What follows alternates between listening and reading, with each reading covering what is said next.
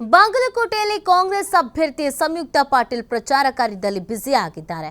ಕಾಂಗ್ರೆಸ್ ಪರ ಜಿಲ್ಲೆಯ ಜನರ ರೆಸ್ಪಾನ್ಸ್ ಪಾಸಿಟಿವ್ ಆಗಿದೆ.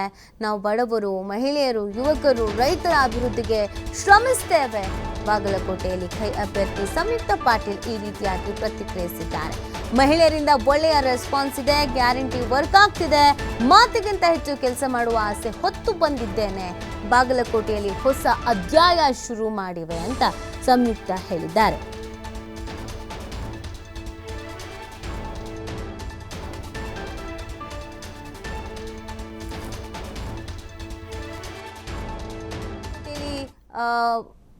ಒಳ್ಳೆ ರೀತಿಯಾದಂಥ ರೆಸ್ಪಾನ್ಸ್ ಸಿಗ್ತಿದೆ ಅನ್ನುವಂಥ ವಿಚಾರವನ್ನು ಸಂಯುಕ್ತ ಪಾಟೀಲ್ ಹೇಳಿರುವಂಥದ್ದು. ಕಾಂಗ್ರೆಸ್ನ ಅಭ್ಯರ್ಥಿ ಹೋದಲ್ಲೆಲ್ಲ ಒಳ್ಳೆ ರೀತಿಯಾದಂಥ ಪ್ರತಿಕ್ರಿಯೆ ಸಿಗ್ತಾ ಇದೆ. ಮಹಿಳೆಯರಾಗಿರ್ಬೋದು, ರೈತರಾಗಿರ್ಬೋದು, ಯುವಕರಾಗಿರ್ಬೋದು, ಪ್ರತಿಯೊಬ್ಬರೂ ಕೂಡ ನಮ್ಮ ಗ್ಯಾರಂಟಿ ಯೋಜನೆಗಳನ್ನು ಮೆಚ್ಚಿಕೊಂಡಿದ್ದಾರೆ.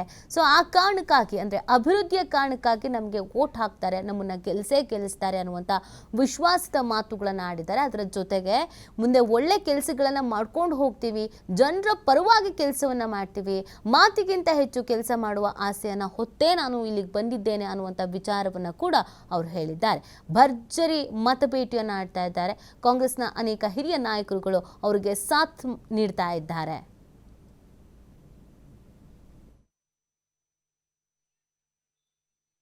ಮುಳುಗಡೆ ನಗರಿ ಬಾಗಲಕೋಟೆಯಲ್ಲಿ ದಿನೇ ದಿನೇ ಚುನಾವಣೆಯ ಕಾವು ಏರ್ತಿರುವಂಥದ್ದು. ಅದರಲ್ಲಿ ಮುಖ್ಯವಾಗಿ ಬಾಗಲಕೋಟೆಯ ಭದ್ರಕೋಟೆಯಲ್ಲಿ ಈಗಾಗಲೇ ಕೈ ನಾಯಕಿಯಾಗಿರ್ತಕ್ಕಂಥ ಸಂಯುಕ್ತ ಪಾಟೀಲ್ ಅವರು ಕೂಡ ಭರ್ಜರಿ ಪ್ರಚಾರವನ್ನು ಮಾಡ್ತಿರುವಂಥದ್ದು. ನನ್ನ ಜೊತೆ ಸಂಯುಕ್ತ ಪಾಟೀಲ್ ಅವರು ಇದ್ದಾರೆ, ಅವರನ್ನು ಮಾತಾಡಿಸ್ತಾ ಹೋಗ್ತೀನಿ. ಮೇಡಮ್ ನಮಸ್ತೆ. ಈಗಾಗಲೇ 2 ಸುತ್ತಿನ ಒಂದು ಪ್ರಚಾರವನ್ನು ಮಾಡಿದ್ದೀರಿ, ಎಲ್ಲ ಹಳ್ಳಿಗಳಿಗೂ ಕೂಡ ಭೇಟಿಯಾಗಿದ್ದೀರಿ. ಏನು ಅನಿಸ್ತಾ ಇದೆ ಮೇಡಮ್ ಈಗಿನ ಪ್ರಚಾರದ ವ್ಯವಸ್ಥೆಯನ್ನು ನೋಡೋದಾದ್ರೆ? ಬಹಳ ಖುಷಿ ಆಗ್ತಾ ಇದೆ ಸರ್. ನಮ್ಮ ಕಾಂಗ್ರೆಸ್ ಪಕ್ಷದ ಕಾರ್ಯಕರ್ತರು, ನಾಯಕರು ಬಹಳ ಪರಿಶ್ರಮದಿಂದ ಜನರನ್ನು ಮನವೊಲಿಸೋಕ್ಕೆ ಎಲ್ಲ ಪ್ರಾಮಾಣಿಕ ಪ್ರಯತ್ನವನ್ನು ನಾವು ಮಾಡ್ತಾ ಇದ್ದೀವಿ. ಜನರು ಕೂಡ ಬಹಳ ಸ್ಪಂದನೆಯನ್ನು ನೀಡ್ತಾ ಇದ್ದಾರೆ. ಬಾಗಲಕೋಟೆಗೆ ಅಭಿವೃದ್ಧಿಯತ್ತ ತೆಗೆದುಕೊಂಡು ಹೋಗಬೇಕು ಅನ್ನುವಂಥ ಕನಸದಲ್ಲಿ ಜನರು ಕೂಡ ನಮಗೆ ಸಾಥ್ ನೀಡ್ತಾ ಇದ್ದಾರೆ ಅಂತ ಹೇಳಕ್ಕೆ. ಭಾಳಷ್ಟು ಮಹಿಳೆಯರು ನಿಮ್ಮ ಜೊತೆಗೆ ಏನು ಪ್ರಚಾರದಲ್ಲಿ ತೊಡಗಿರ್ತಾರೆ. ಇಲ್ಲಿ ಗ್ಯಾರಂಟಿ ಯೋಜನೆಗಳನ್ನು ನೋಡೋದಾದರೆ ಎಲ್ಲರೂ ರೆಸ್ಪಾನ್ಸ್ ಯಾವ ರೀತಿ ಬರ್ತಾ ಇದೆ ಮೇಡಮ್? ಸೊ ಮಹಿಳೆಯರ ರೆಸ್ಪಾನ್ಸ್ ತುಂಬ ಪಾಸಿಟಿವ್ ಆಗಿದೆ. ಯಾಕಂತಂದರೆ ಅವರಿಗೆ ಈ ಒಂದು ಕಷ್ಟದ ಪರಿಸ್ಥಿತಿಯಲ್ಲಿ ಬೆಲೆ ಏರಿಕೆಯನ್ನು ಅವ್ರು ನಿರಂತರವಾಗಿ ಎದುರಿಸಿರುವಂತಹ ಒಂದು ಸಮಯದಲ್ಲಿ ಕಾಂಗ್ರೆಸ್ ಸರ್ಕಾರ ಅವರ ಜೊತೆ, ಅವರ ಕುಟುಂಬದ ಜೊತೆ ಇರೋದರಿಂದ ಅವರು ಕೂಡ ನಮ್ಮ ಪಕ್ಷದ ಎಲ್ಲ ನಾಯಕರಿಗೆ ತಮ್ಮ ಬೆಂಬಲವನ್ನು ಸೂಚಿಸ್ತಾರೆ, ತಮ್ಮ ಆಶೀರ್ವಾದವನ್ನು ನೀಡ್ತಾ ಇದ್ದಾರೆ. ಸೊ ಅದಕ್ಕಾಗಿ ಮಹಿಳೆಯರ ರೆಸ್ಪಾನ್ಸ್ ಎಲ್ಲರಿಗಿಂತಲೂ ಬೆಸ್ಟ್ ರೆಸ್ಪಾನ್ಸ್ ಅಂತ ನಾನು ಹೇಳ್ತೀನಿ. ಮೇಡಮ್ ಈ ಹಿಂದೆ ನೋಡೋದಾದರೆ ಕುಮಾರಸ್ವಾಮಿ ಅವರು ಮಹಿಳೆಯರು ದಾರಿ ತಪ್ಪಿದ್ದಾರೆ ಅನ್ನುವಂಥ ಒಂದಿಷ್ಟು ಮಾಹಿತಿಗಳನ್ನು ಕೂಡ ಭಾಷಣದಲ್ಲಿ ಕೂಡ ಹೇಳಿರುವಂಥದ್ದು. ಒಂದಿಷ್ಟು ಮಹಿಳೆಯರು ಸಾಕಷ್ಟು ಒಂದು ಹೋರಾಟಗಳನ್ನು ಮಾಡಿದರು. ಅದ್ರ ಬಗ್ಗೆ ನೀವೇನು ಹೇಳೋಕ್ಕೆ ಇಷ್ಟಪಡ್ತೀರಾ ಈ ರೀತಿ ಹೇಳೋದಾದರೆ? ಮಾಜಿ ಮುಖ್ಯಮಂತ್ರಿಗಳ ಒಂದು ಹೇಳಿಕೆ ಏನಿದೆ ಅದು ಬಹಳ ಖಂಡನೀಯ. ಈ ರೀತಿ ಅವರು ಮಹಿಳೆಯರ ಬಗ್ಗೆ ಅವಹೇಳನಕಾರವಾಗಿ ಮಾತನಾಡೋದು ಸರಿಯಲ್ಲ.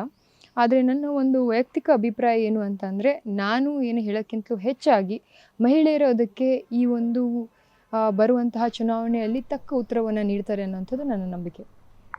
ಮೇಡಮ್ ಈ ಹಿಂದೆ ನೋಡೋದಾದರೆ BJPಯ ಭದ್ರಕೋಟೆ ಅಂತಕ್ಕಂಥ ಮಾತು ಕೂಡ ಕೇಳಿ ಬರ್ತಾ ಇತ್ತು.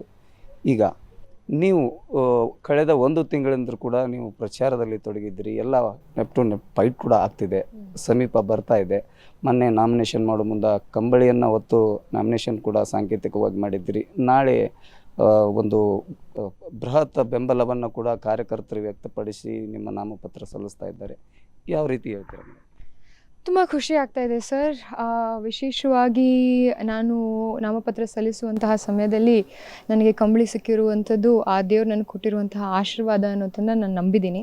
ಸೊ ಅದಕ್ಕಾಗಿ ನಮ್ಮ ಕಾಂಗ್ರೆಸ್ ಪಕ್ಷದ ಕಾರ್ಯಕರ್ತರ ಪಡೆ, ನಾಯಕರ ಒಂದು ನೇತೃತ್ವದಲ್ಲಿ ಈ ಸರಿ ಕಾಂಗ್ರೆಸ್ ಪಕ್ಷ ಬಾಗಲಕೋಟೆಯಲ್ಲಿ ಜಯಭೇರಿ ಆಗುವಂತಹ ಎಲ್ಲ ಸಾಧ್ಯತೆಗಳಿವೆ.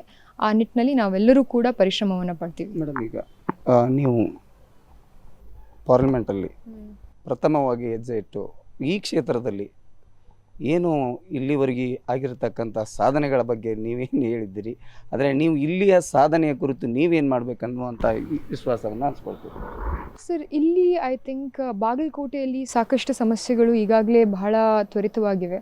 ಅದರಲ್ಲೂ ಒಂದು ವಿಶೇಷವಾಗಿರುವಂತಹ ಸಮಸ್ಯೆ, ಅದ್ರ ಮೇಲೆ ನಾನು ಕೆಲಸ ಮಾಡಬೇಕು ಅನ್ನೋಂಥ ನನ್ನ ಆಲೋಚನೆ ಇದೆ ಅಂತಂದರೆ ಒಂದು ಈ ಬಾಗಲಕೋಟೆ ಕುಡಚಿ ರೈಲ್ವೆ, ಇದನ್ನು ನಮ್ಮ ಕೇಂದ್ರ ಸರ್ಕಾರ ಗಮನಕ್ಕೆ ತಂದು ಅತಿ ಶೀಘ್ರವಾಗಿ ಪೂರ್ಣಗೊಳಿಸುವಂತಹ ಎಲ್ಲ ಪ್ರಾಮಾಣಿಕ ಪ್ರಯತ್ನವನ್ನು ನಾನು ಮಾಡಬೇಕು ಅನ್ನೋದು ನನ್ನ ಒಂದು ನಂಬಿಕೆ. ಅದರ ಜೊತೆಯಾಗಿ ಇಲ್ಲಿರುವಂತಹ ನಮ್ಮ UKP ಸಂತ್ರಸ್ತರ ಸಮಸ್ಯೆ ಧ್ವನಿಯಾಗಿ, ಈ ಸಂತ್ರಸ್ತರ ಧ್ವನಿಯಾಗಿ ನಾನು ದೆಹಲಿಯಲ್ಲಿ ಇರಬೇಕು ಅನ್ನೋದು ನನ್ನ ಒಂದು ಪ್ರಾಮಾಣಿಕ ಪ್ರಯತ್ನವಿರುತ್ತೆ.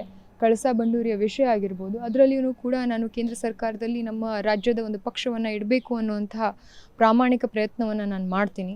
ಅದರ ಜೊತೆಯಾಗಿ ಬಾಗಲಕೋಟೆಗೆ ಹೊಸ ಉದ್ಯೋಗಗಳನ್ನ ಸೃಷ್ಟಿ ಮಾಡುವಂತಹ ಇಂಡಸ್ಟ್ರೀಸ್ ಆಗಿರ್ಬೋದು, ಟೆಕ್ಸ್ಟೈಲ್ ಪಾರ್ಕ್ಸ್ ಆಗಿರ್ಬೋದು, ಹಾಗೂ ಇಲ್ಲಿರುವಂತಹ ಪ್ರವಾಸೋದ್ಯಮ ಸ್ಥಳಗಳನ್ನು ಉದ್ಧಾರ ಮಾಡೋದಾಗಿರ್ಬೋದು, ಈ ಎಲ್ಲ ದಿಶೆಯಲ್ಲಿ ನಾನು ಪ್ರಾಮಾಣಿಕವಾಗಿ ಕೆಲಸ ಮಾಡ್ತೀನಿ ಅಂತ ಬಾಗಲಕೋಟೆಯ ಜನತೆಗೆ ಭಾಳ ವಿನಮ್ರಪೂರ್ವಕವಾಗಿ ನಾನು ಹೇಳಕ್ಕೆ ಇಷ್ಟಪಡ್ತೀನಿ. ಕೊನೆಯದಾಗಿ ಒಂದು ಪ್ರಶ್ನೆ, ಯಾಕಂತಂದರೆ ಈಗ 1 ತಿಂಗಳಿಂದ ನೀವು ಸಾಕಷ್ಟು ಪ್ರಚಾರಗಳನ್ನು ಮಾಡಿದ್ದೀರಿ.